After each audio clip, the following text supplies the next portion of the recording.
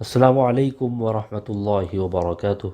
معزز ناظرین، تعلیم و تعلم یوٹیوب چینل پر آپ کا استقبال ہے۔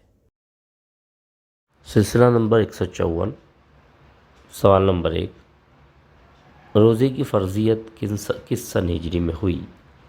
اے سن 1 ہجری میں، بی سن 2 ہجری میں، سی سن 3 ہجری میں، ڈی سن 4 ہجری میں۔ جب آپ صلی اللہ علیہ وسلم مدینہ تشریف لے گئے تو سن 2 ہجری میں روزہ فرض کیا گیا۔ آپشن بی درست جواب۔ سوال نمبر 2، غزوہ بدر کب پیش آیا؟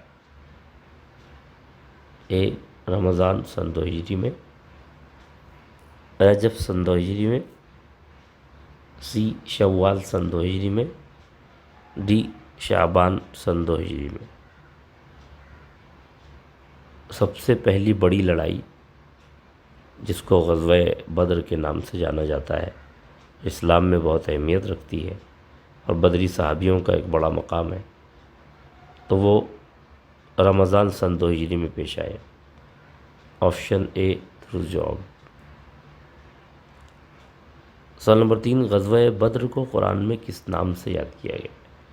اے حرب عظیم، بی یوم المرحمہ، سی یوم الفرقان، ڈی فتح مبین۔ غزوہ بدر